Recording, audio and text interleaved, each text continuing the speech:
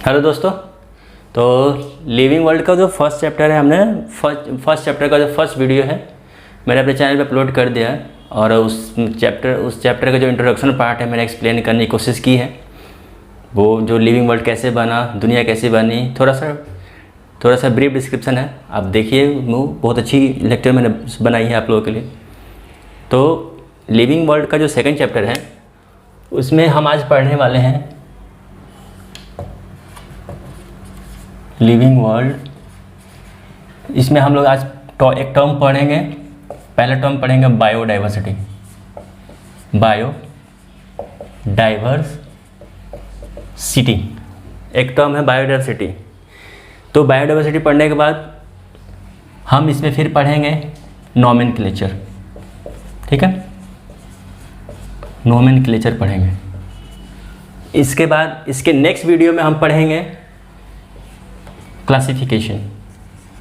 ठीक है, क्लासिफिकेशन पढ़ेंगे। और क्लासिफिकेशन का जो टॉपिक है वो अंतिम लास्ट टॉपिक होगा। उसमें हम क्लासिफिकेशन का पूरा कवर करेंगे, स्पीसीज से लेकर फाइलर डिवीजन, ऑर्डर, फैमिली, उसमें सब हम लोग कवर करेंगे। तो हम आज सिर्फ बायोडाइवर्सिटी, नोमेनक्लेचर पढ़ेंगे।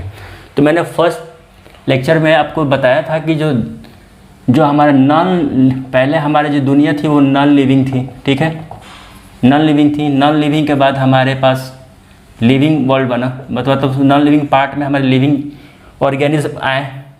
अब लिविंग ऑर्गेनिज्म आते आते इतने लिविंग ऑर्गेनिज्म आ गए इन लाखों करोड़ों सालों में हमारे अर्थ पे, इतने आ गए कि बताना बहुत मुश्किल है।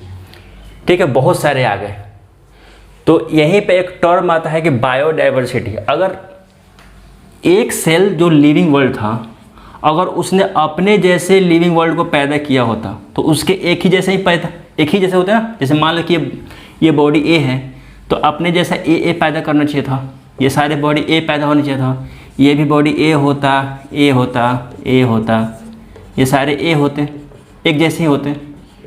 लेकिन जब हम देखते हैं अपने इन्वायरमेंट में कि सारे जानवर, अगर शेर पैदा होता तो पूरे शेर ही नहीं है, अगर इंसान पैदा हो तो सिर्फ इंसान ही नहीं है। हर एक लिविंग क्रिएचर की अपनी एक संख्या है, एक नंबर से बहुत सारे इंसान देखोगे तो मिलियंस ऑफ इंसान हैं। टाइगर देखोगे तो थाउजेंड्स ऑफ टाइगर हैं। छोटे छोटे कीड़े, इवन कीड़े को देखोगे ना, छोटे इंसेक्ट्स को, वो भी अपने आप में बहुत ज़्यादा तादाद में। तो उन्हीं सब को टर्म को मिला के एक टर्म बनता है बायोडाइवर्सिटी। बायो मतलब क्या है, लाइफ में, जो हमारे लाइफ है, लिविंग लाइफ में डाइवर्स है। डाइवर्स मतलब विविधता है, बहुसंख्यक है, डाइवर्स है। ठीक है, लाइफ में डाइवर्स है। तो लाइफ में डाइवर्स आने का मतलब ही है, लाइफ में डाइवर्स आने का मतलब ही है, ये दोनों टर्म मिला के बनता है बायोडाइवर्सिटी। ठीक है, बायोडाइवर्सिटी बनता है यही। और बायोडाइवर्सिटी आप सुनने में आपके लिए नया नया शब्द मिल रहा हो, लेकिन यकीन मानिए ये बड़ा भी मुश्किल नहीं है, बहुत आसान है। ऐसा खुद को एक जगह खड़ा कर लीजिए और अपने आसपास देखिए, आपको कोई भी लिविंग और एक जैसा नहीं दिखेगा। अगर पेड़ पौधों को देखेंगे तो उसमें बहुत सारी वैरायटी दिखेगी आपको। ठीक है, अगर जानवर को देखेंगे, एनिमल्स को देखेंगे तो उसमें बहुत सारी वैरायटी दिखेंगी।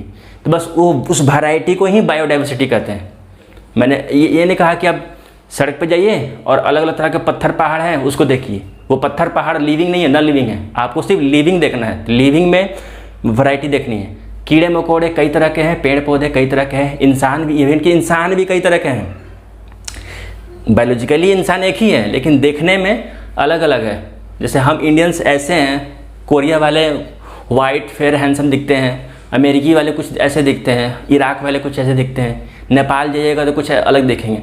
है तो इंसान है लेकिन उसमें वैरायटी है। तो उसी टर्म को ना बायोडाइवर्सिटी कहते हैं, इसी टर्म को बायोडाइवर्सिटी कहते हैं। अब नेचर ने बहुत सारे लिविंग ऑर्गेनिज्म तो बना तो दिया, तो बोला कि कहाँ कहाँ बनाया, हमने कितना खोजा है। ठीक है, कहाँ बनाया, कितना हमने खोजा है। तो एनसीईआरटी एक बात कहती है कि चाहे आप एक छोटे से एरिया में हो, या किसी बड़े से फॉरेस्ट में चले जाएं, ठीक है, एक बड़े से फॉरेस्ट में चले जाएं, आपको न्यू लिविंग ऑर्गेनिज्म आपको दिखेगा ही दिखेगा। यहाँ तक कि आप एक बूंद पानी छत पे जाइए और अपने टंकी से एक चम्मच पानी निकालिए वाटर टंकी से और उसको माइक्रोस्कोप में देखिए, आपको लिविंग ऑर्गेनिज्म यानी मोनरन्स फैमिली की बैक्टीरिया, प्लाज्मोडियम, ये सब आपको दिख जाएगा, उसमें होंगे ही होंगे, एकदम श्योर गारंटी दिखेगा। तो यह चाहे आप छोटे से स्पेस में देखिए या फिर बड़े से जंगल में देखिए, आपको न्यू लाइफ मिलेगा, ठीक है, आपको न्यू लाइफ आपको ज़रूर मिलेगा। यहाँ भी न्यू लाइफ, यहाँ भी न्यू लाइफ। जितना एरिया बढ़ाते जाएंगे आपको नए क्रीचर्स आपको मिलते जाएंगी। ये एनसीईआरटी पे लिखा हुआ है, ये लिखी हुई बात है, ठीक है। तो जब से पृथ्वी हमारी बनी है, लिविंग वर्ल्ड से नॉन लिविंग से लिविंग बनने में, अब तक हमारे पास एनसीईआरटी कहती है कि 1.7 to 1.8 मिलियन, यानी कि ये अपने आप में हिंदी में बोले तो 17 लाख है। 17 लाख से 18 लाख हमने अभी तक खोज निकाले हैं।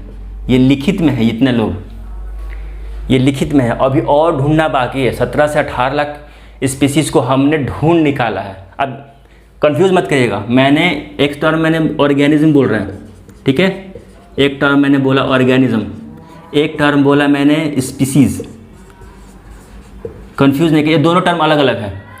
मैं सारे लिविंग ऑर्गेनिज्म को बुला के, चाहे कुछ भी हो, उन सबको इकट्ठे में ऑर्गेनिज्म बोल सकता हूँ, ऑर्गेनिज्म बोल सकता हूँ।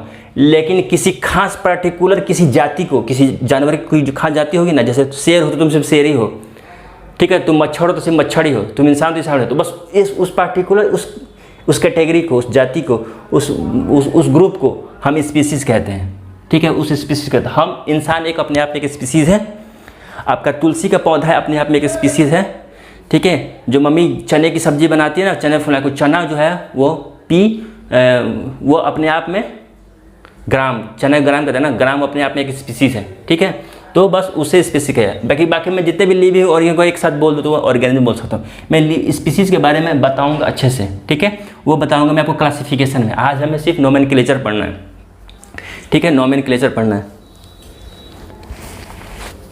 चलिए, तो डाइवर्सिटी हमने पढ़ लिया, अब हम नोमेनक्लेचर की बात करते हैं। नोमेनक्लेचर में जैसे कि हमें इतने सारे जानवर, पशु पक्षी, पेड़ पशु पक्षी तो मिल गए, लेकिन हम उन्हें बुलाएं क्या, ठीक है। अब हम उन्हें बुलाएं क्या, कैसे बुलाएं? तो साइंटिस्ट ने एक ऑर्गेनाइज तरीका, एक स्टैंडर्ड तरीका निकाला। बोला कि हम ना इन सारे जानवरों को ना नाम दे देते हैं, नामकरण कर देते हैं, सबका नेमिंग कर देते हैं, जाके हमको पहचानने में, बोलने में आसानी होगी, सहूलियत होगी। जैसे मान लें कि मुझे किसी काऊ यानी गाय के बारे में बात करनी है, तो हम उसका एक साइंटिफिक नाम दे देते हैं ताकि बात करने में आसानी हो, ठीक है। तो नेमिंग में सबसे पहला आता है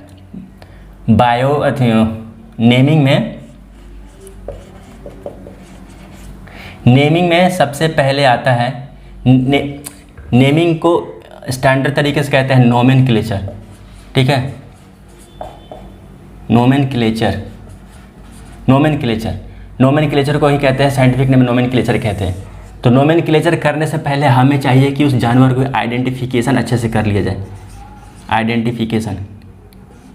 आइडेंटिफिकेशन अच्छे से कर लिया जाए। अब बिना किसी जानवर को पहचाने आप नामकरण नहीं कर सकते। जैसे एक है बर्ड, ठीक है, एक है बर्ड,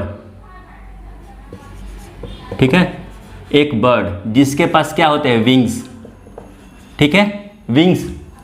एक है बैट, उसके पास भी होते हैं विंग्स। क्या हम दोनों को पक्षी कह सकते हैं क्या?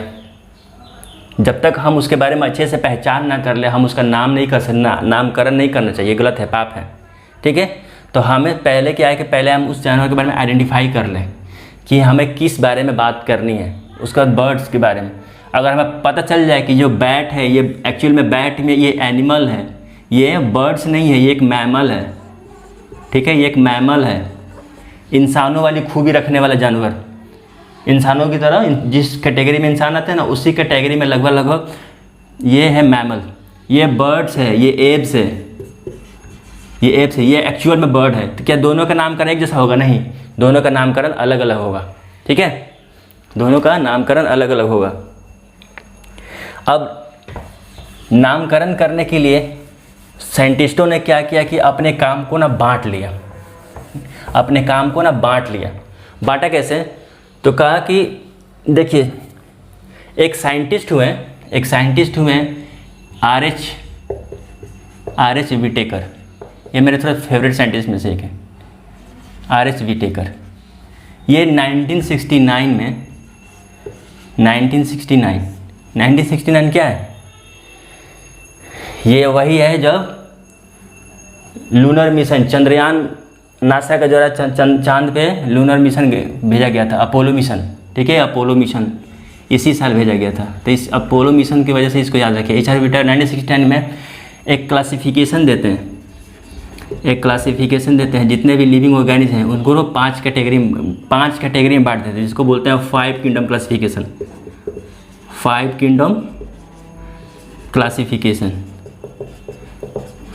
किंगडम क्लासिफिकेशन कौन कौन है? तो एक है प्लांट, एक है एनिमालिया, मतलब नाम ऐसे एनिमालिया कहते हैं। एक प्लांट किंगडम है जिसमें सारे प्लांट किंगडम आते हैं, एक एनिमल किंगडम है, एक मोनेरेंस है बैक्टीरिया वाला, ठीक है, मोनेरेंस है, एक फंजाई है, ठीक है, और एक है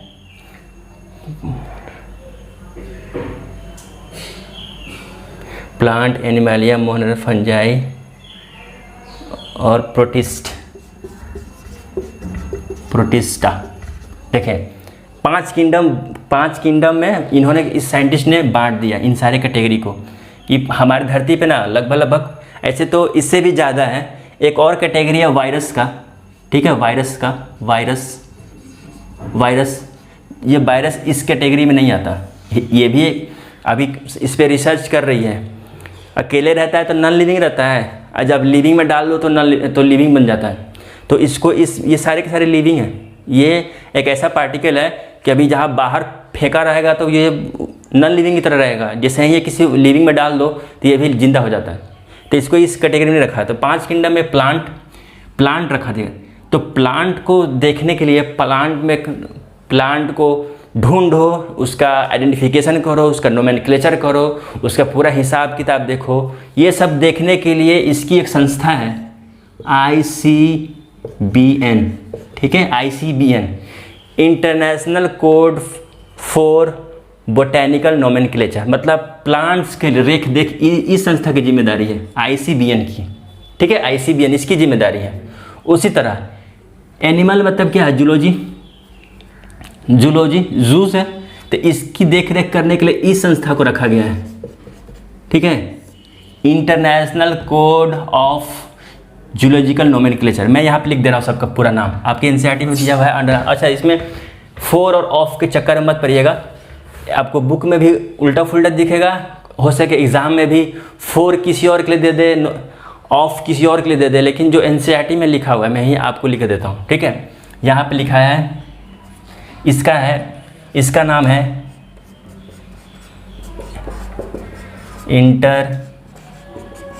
international code for botanical nomenclature, ठीक है। ये पहला के लिए हो गया, पहला के लिए मैंने लिख दिया, ठीक है। सेकंड के लिए मैं लिख रहा हूँ इंटरनेशनल कोड ऑफ, यहाँ पे तुम ऑफ लिखोगे जूलॉजी के लिए, जूलॉजी, बोटेनिकल में 4 लिखोगे, ठीक है, और ऑफ लिखोगे जूलॉजी में, ऑफ जूलॉजिकल नोमेनक्लेचर, ठीक है, ठीक है। उसी तरह ये बैक्टीरिया वाला पढ़ा था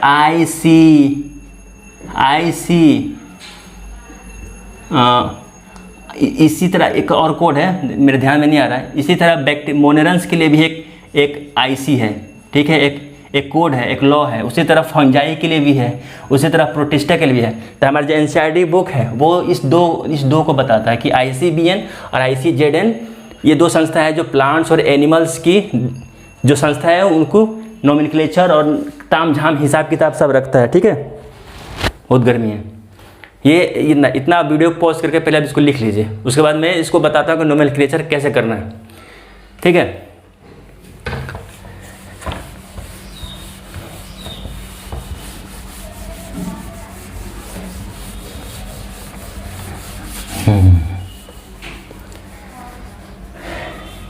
हाँ, तो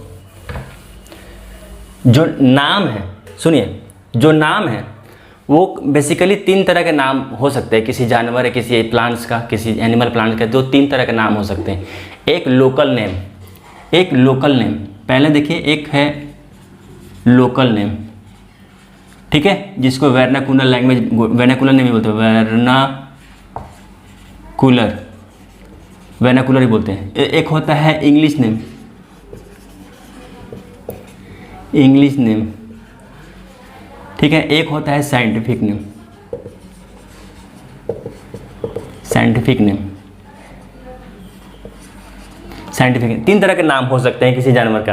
अच्छा, पहला एक नाम मैंने किसी, मान लो किसी, जैसे गोलगप्पा है, जैसे मान लो कि गोलगप्पा है, तो गोलगप्पा का नाम हमारे बिहार में उसे फुचका कहते हैं। फुचका मतलब क्या है? कटोरी, एक ऐसे खोखला। पहले तो फुचका का मीनिंग क्या होगा उसके हम ध्यान में अगर फुचका शब्द आता है तो हम क्या इमेजिन करेंगे कि फुचका नाम से कैसे पड़ा होगा? एक तो फूला हुआ हो और खोखला हो अंदर से, और उसका सेल जो कमज़ोर हो, और उसको दबाओ तो फुचक से टूट जाए। क्या? एक तो फूला हुआ हो, उसका जो सेल है कमज़ोर हो और अंदर से खोखला हो, उसको दबाओ तो फुचक से टूट जाए। तो इसीलिए इसका नाम बिहार में पड़ा होगा फुचका, बिहार में फुचका। अच्छा, कोलकाता में जाओगे तो इसको पानी पूरी बोलते हैं। एक पूरी है जो पानी डाल खाते हैं, उसका नाम वैसे पड़ा है। बिहार का फुचका, बंगाल में, कोलकाता में पानी पूरी, ठीक है। किसी मेट्रो शहर में जाओगे, किसी और शहर में, तो वहाँ पे गोलगप्पा कहते हैं।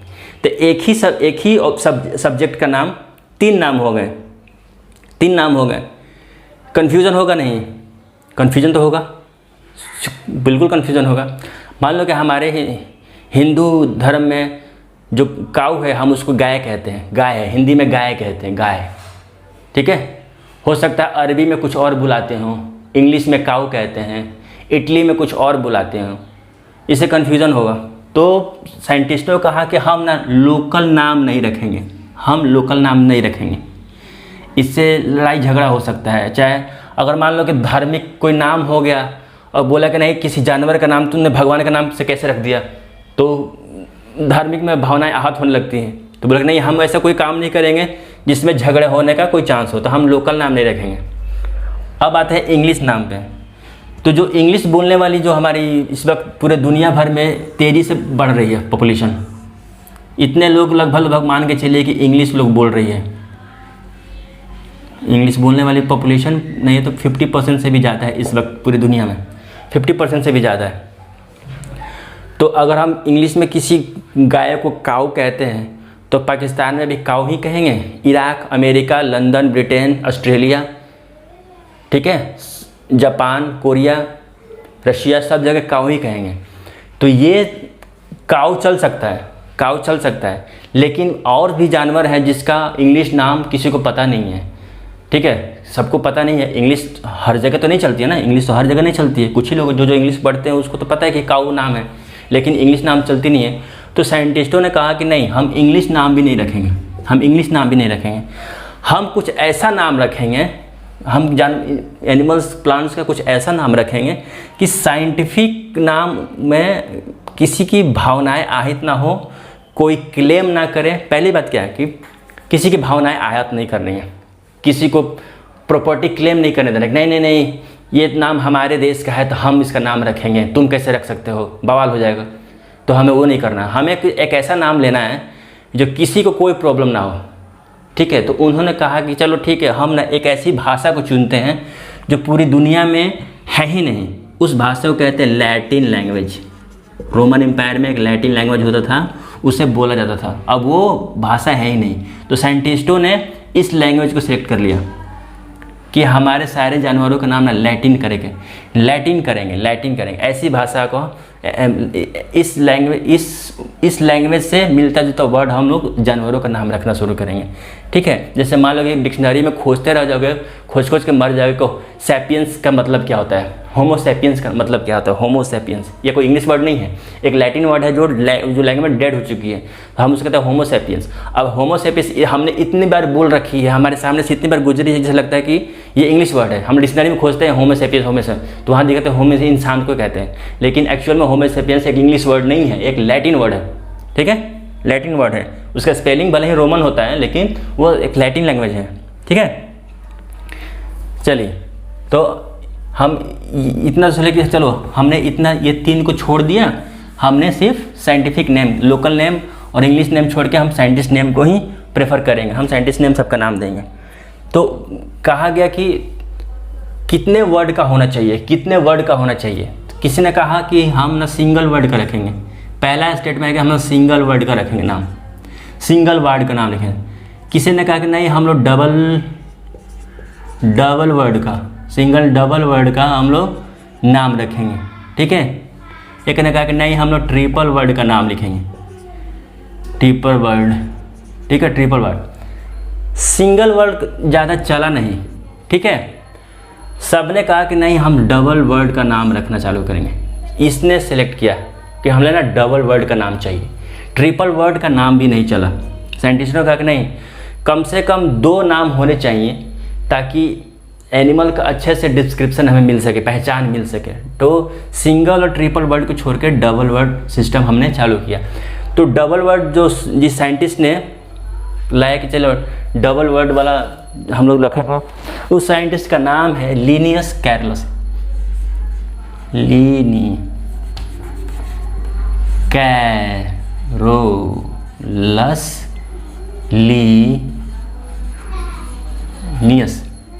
कैरोलस लीनियस एक साइंटिस्ट हुए।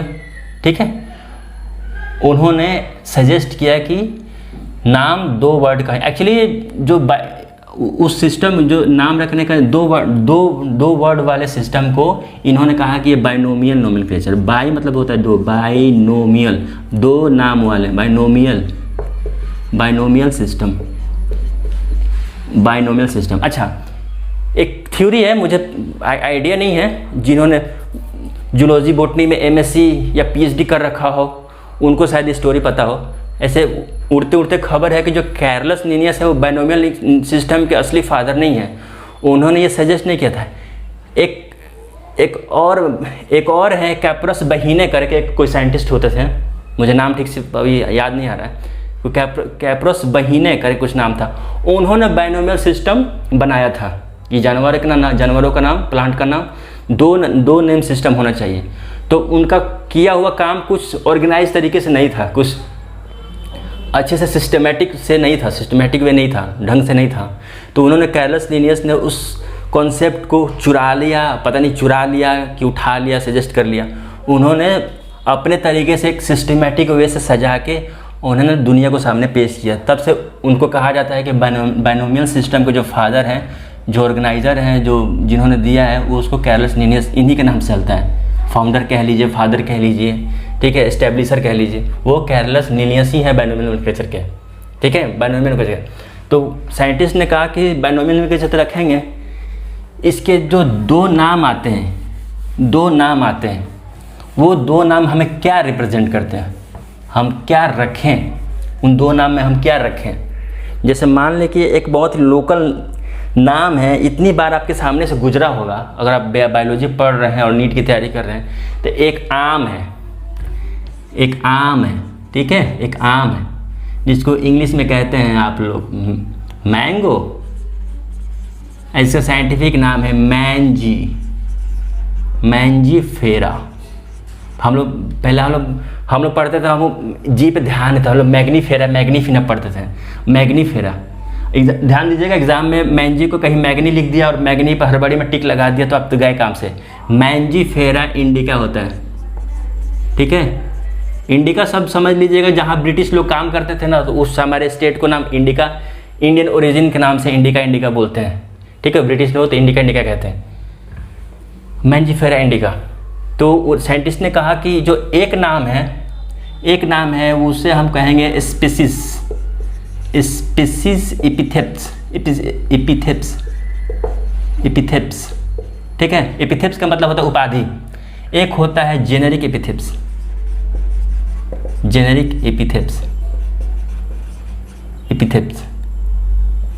ठीक है, एपिथेप्स। कंफ्यूज नहीं करना है, कभी कभी आपको दिया कि जेनेरिक नेम, जेनेरिक एपिथेप्स या फिर जेनेरिक नेम या फिर स्पीसीज नेम, कुछ भी आपको सामने लिख के दे देगा, कुछ भी कंफ्यूज नहीं करना, दोनों का मतलब एक ही है। एक बार कहेगा क्या कि जेनेरिक नेम स्पेसिफिक एपिथेप, एक बार कहेगा जेनेरिक एपिथेप स्पेसीज नेम, एक बार कहेगा कि स्पेसीज नेम जेनेरिक एपिथेप। कुछ नहीं करना है, दोनों का मतलब एक ही है। ठीक है, दोनों का मतलब एक ही है। एक जैसे मैंने ध्यान दीजिएगा, मैग्नीफेरा इंडिका मैंने लिखा है, तो यूँ समझिएगा कि जो ये वाला पार्ट है ना, ये अपने आप में एक स्पीसीज है, इसके जैसा और कोई स्पीसीज नहीं है, इसके जैसा और कोई स्पीसीज नहीं है। ये जो मैंगो है तो सिर्फ मैंगो है, ये इसके बाद कोई स्पीसीज नहीं। बायोलॉजी क्या है यार, बायोलॉजी कुछ नहीं है, एक स्टोरी है इवोल्यूशन का। बायोलॉजी पढ़ना बहुत आसान है, अगर आप उस चैप्टर का नब्ज पकड़ लेते हैं ना, नब्ज पकड़ लेते हैं ना, तो बायोलॉजी आपके लिए बहुत आसान हो जाएगा। इंडिका शब्द का मतलब है एक ऐसा स्पीसीज, जैसे हमारी जर्नी कहाँ से हुई है, एक सिंगल सेल से लेके मल्टी सेलुलर ऑर्गेनिज्म तक, लास्ट तक हम इंसान आए हैं। हमारे ही जनरेशन कोई प्लांट आया होगा, कोई फंजाई आया होगा, कोई बैक्टीरिया आया होगा। तो जहाँ वो स्टॉप है अभी इवोल्यूशन में, अभी उस इवोल्यूशन में इसके बाद वो किसी और रूप में, जैसे हम इंसान हैं, हम में से हम इरेक्टर से निकल के हैं, बंदर से हम इंसान बने हैं, लेकिन हम इंसान में से अभी तक कोई ऐसा कोई जानवर अभी बना नहीं है। हो सके करोड़ों साल के बाद कोई ऐसा जानवर जो हम खुद को हमसे कोई नया जानवर बन जाए, या फिर हम ही खुद को इवॉल्व करा ले किसी और जानवर में। तो जिस पोजीशन पर हम हैं, हम ही वो स्पीसीज है, हमारे बाद अभी कोई आया नहीं है। अभी हम उस इवोल्यूशन के रफ्तार में हैं, बढ़ रहे हैं। हो सकता है हमारे बाद कोई जानवर हमसे निकल के बाहर आए, हमसे इवॉल्व हो जाए, हो सके हमारे हाथ पैर लंबे चौड़े हो जाए, बाल ख़त्म हो जाए, हम उड़ने लगे, तो जो आएगा वो तो स्पीसीज नया होगा। तो यूँ समझिएगा कि मैग्नीफेरा के बाद जो इंडिका है, इसके बाद अभी तो कोई स्पीसीज नहीं आया है। ये एक इकलौता स्पीसीज है जो भी धरती पे है, मौजूदा में है। और मैग्नीफेरा क्या इंडिकेट करता है कि ऐसा ग्रुप जिससे, जैसे मान लो कि मैग्नीफेरा को मैं एम लिखता हूँ, ठीक है, तो इस एम से ही एक आया होगा इंडिका, एक आया होगा जेड, एक आया होगा एम। तो जिसको ये जिस क्षेत्र, जिस पूर्वज से ये आया है, यही जीनस कहलाता है। जीनस वो पूर्वज है जिससे ये बना है। तो इसीलिए कहता है कि जो दो नाम हैं, एक जीनस दिखाता है, एक स्पीसीज दिखाता है। मैं ध्यान सुनिए, मुझे पता नहीं कि मेरी बातों को आप कैसे समझ रहे होंगे, कितना समझ पा रहे होंगे। मैं जब स्पीसीज पढ़ाऊँगा तो आपको मैं फिर से यही बातें बताऊँगा कि स्पीसीज और जेनरा का मतलब यही है कि ये मैग्नीफेरा इंडिका, ये एक स्पीसीज हो गया। इंडिका अभी मौजूद में जो फल है, जो आम है, वो है, आया कहाँ से है, तब मैग्नीफेरा एक फैमिली है, उसमें से कुछ मिलता जुलता ये एक ग्रुप बनाता है ना। जैसे तुम्हारे पास एक आई है, जेड है, एन है, तुम लोग अलग अलग स्पीसीज हो, लेकिन तुम जैसे मिलता जुलता हम कैरेक्टर कैरी करेंगे। तुम इसी में से तुम बने हो, इसी में से तुम बने हो, इसी में से तुम बने। तो ये जेनेरिक जो है उसका पूर्वज दिखाता है, उसका पैरेंथेसिस दिखाता है। ये स्पीसीज उसका पैदाइश दिखाता है। स्पीसीज उसका पैदाइश है, जेनेरिक उसका पैरेंथेसिस है। ऐसे समझिए, ठीक है, इतना समझ गए। चलिए आगे मैं समझाने की कोशिश करता हूँ। मैग्नीफेरा इंडिका हो गया। अब बाइनोमियल नोमेनक्लेचर इन्होंने दे तो दिया, बाइनोमियल नोमेनक्लेचर। इसके बाद अब हम शुरू करेंगे वो रूल्स ऑफ नोमेनक्लेचर। इसके बाद रूल्स ऑफ नोमेनक्लेचर, ये कैरलस लिनियस ने कुछ रूल्स सेटअप किए थे, स्टैंडर्ड तरीका बनाया था, उस हम रूल्स को पढ़ते हैं। चलिए,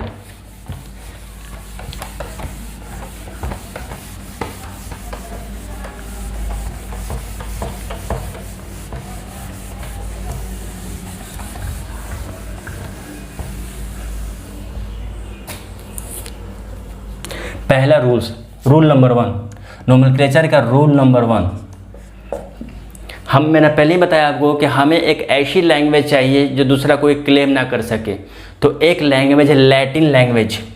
रूल नंबर 1 मैं लिख रहा हूँ, बोर्ड पे आप लिख दीजिएगा। Latin language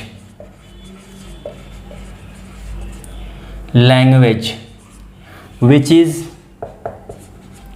dead and not spoken by any country।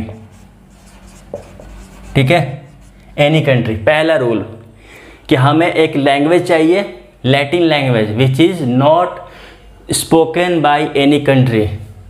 ठीक है, कहीं नहीं बोला जाता है, तो हमने इस लैटिन लैंग्वेज को अपना लिया। Second rule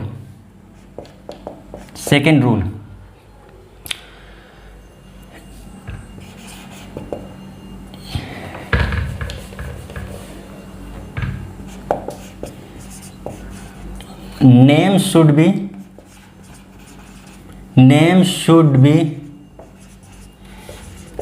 carry two word system। मैंने बताया ना, नोमेनक्लेचर बायनोमिनल ऐसे कहते हैं कि हमेशा 2 नाम वाले सिस्टम को होने चाहिए। Two words should carry 2 words।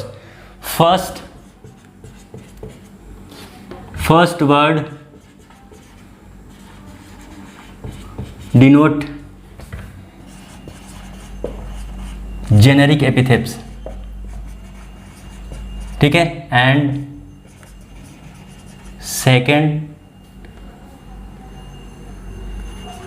Second word represent species epithets. ठीक है, स्पेसीज एपिथेट्स ध्यान दीजिएगा, मैं इन सारे वर्ड्स को लिखा। तीसरा रूल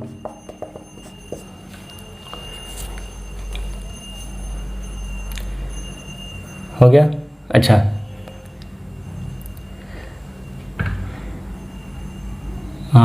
मैं पहले समझा देता हूँ तीसरा रूल क्या कहता है।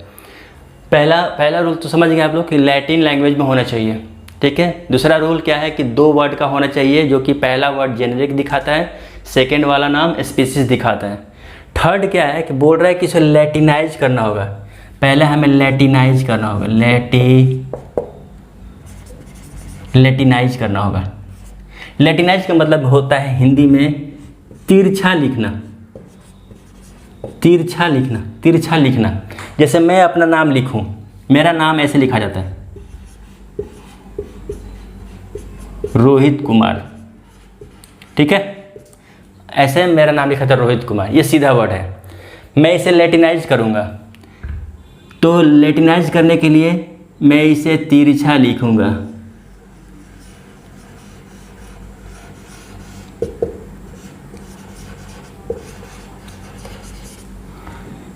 या फिर ऐसे लिखूंगा,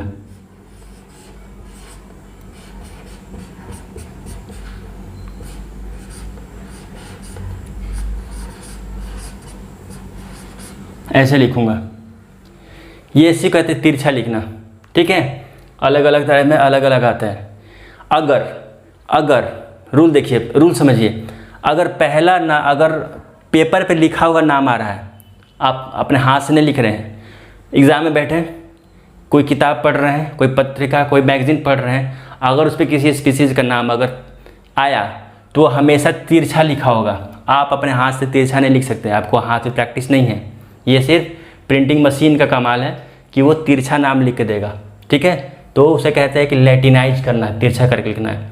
ठीक है, फोर्थ रूल, अगर आप अपने हाथ से लिख रहे हैं, तो उस नाम को लिखिए। जैसे मैंने लिख दिया, जैसे टाइगर का नाम है पैंथेरा टिग्रिस। ठीक है, मुझे तिरछा लिखना नहीं आता, इंसान तिरछा नहीं लिख सकता, अलाउ नहीं है रूल्स के हिसाब से। तिरछा से बस ये प्रिंटिंग मशीन से लिख सकती है। आप इस नाम को अपने हाथ से अंडरलाइन कर दीजिए, तो हम इसको कंसीडर कर लेंगे कि ये एक लैटिनाइज वर्ड है और ये तिरछा लिखने का एक तरीका लैटिनाइज हो चुका है। ये एक लैटिन ओरिजिन है और लैटिनाइज हो चुका है। बस मैंने सिर्फ अंडरलाइन कर दिया, ये लैटिनाइज हो चुका है। चौथा, पांचवा रूल,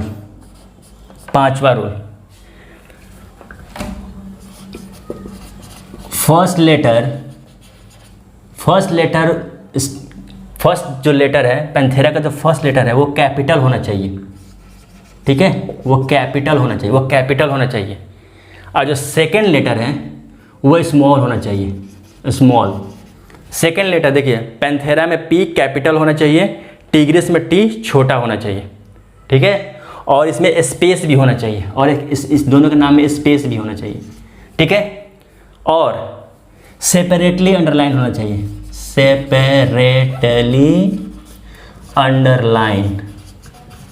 सेपरेटली अंडरलाइन होनी चाहिए, ठीक है, सेपरेटली अंडरलाइन होनी चाहिए। चलिए मैं इसको डिलीट करता हूँ, अभी और लिखना है रूल्स जो आपको एनसीईआरटी में दिया है, मैं उसे अच्छे से बता रहा हूँ, ठीक है।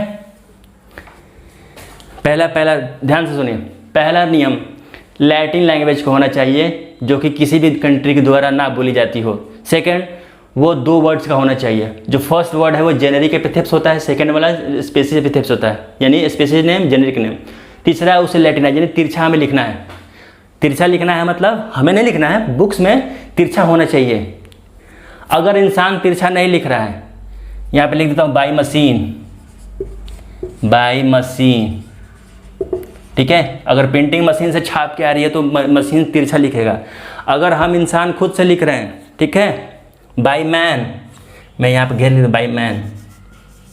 बाई मैन, वो सेपरेटली होना चाहिए, कैपिटल लेटर से शुरू होना चाहिए, स्मॉल लेटर से होना चाहिए, और सेपरेटली अंडरलाइन होना चाहिए, ठीक है। फर्स्ट लेटर कैपिटल, स्मॉल और स्पेस होना चाहिए दोनों के बीच में थोड़ा सा, ठीक है, और सेपरेटली अंडरलाइन होना चाहिए अगर हम इंसान कर रहे हैं।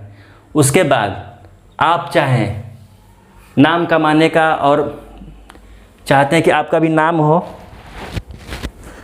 ठीक है, आप भी चाहते हैं कि चलो मैंने कुछ नए जानवरों की डिस्कवरी की है, ठीक है, मैंने कुछ नए स्पीशीज़ को ढूंढ निकाला है, तो आप अपना नाम दे सकते हैं, मैं ऊपर का डिलीट कर रहा हूँ, ठीक है,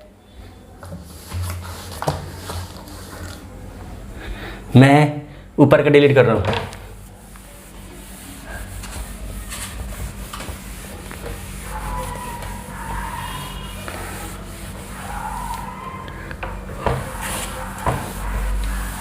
मेरे पास डिजिटल बोर्ड नहीं है, इसलिए आप समझ जाना, थोड़ी मेहनत के काम है लेकिन मुझे अच्छा लगता है। छठा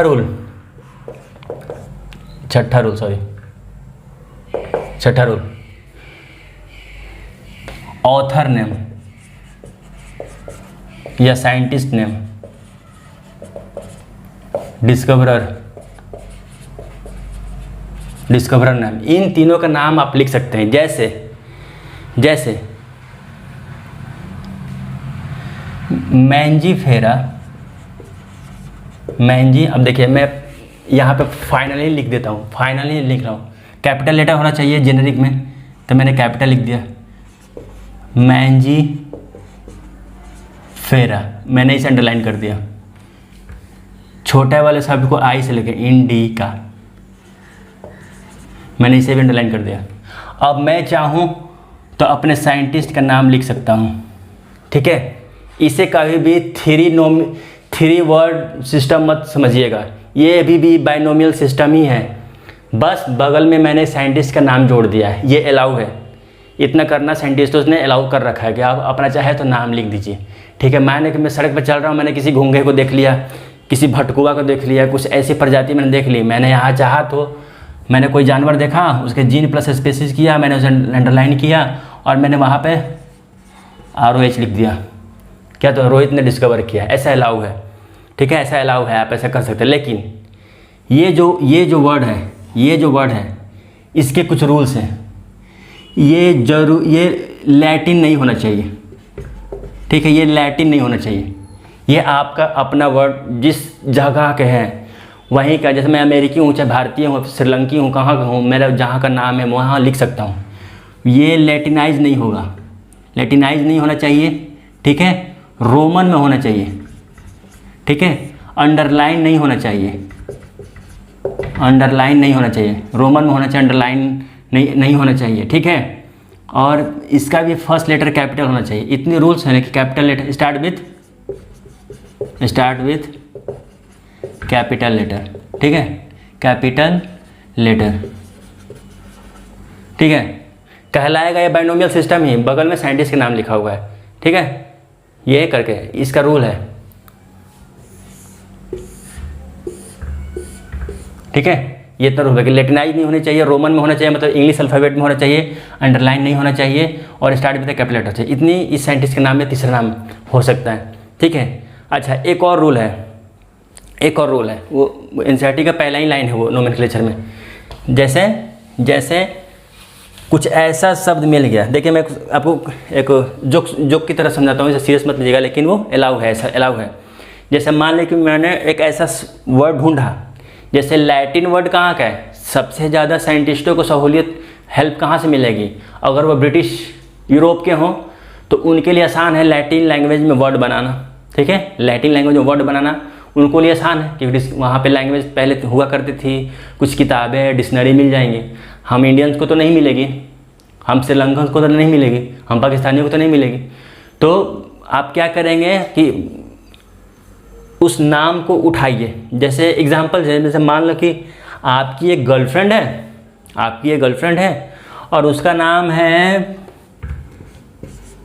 पूजा मिश्रा, मान लो कि उसका नाम है पूजा मिश्रा, ठीक है, पूजा मिश्रा उसका नाम है, आपकी गर्लफ्रेंड है, उसका पूजा मिश्रा नाम है, कोई जानवर ही तो है, मतलब सॉरी कोई ऑर्गेनिज्म ही तो है, तो पूजा मिश्रा उसका नाम है। अब हमें इसे लैटिनाइज बनाना है, आप भले ही कहीं का भी हो, आप उसको लैटिनाइज करना ही है। लिखा हुआ एनसीईआरटी में लाइन, इस इररिस्पेक्टिव ऑफ देयर ओरिजिन, देखिएगा वो उसका ओरिजिन कहीं का भी हो, बस उसे लैटिनाइज मुझे बनाना है।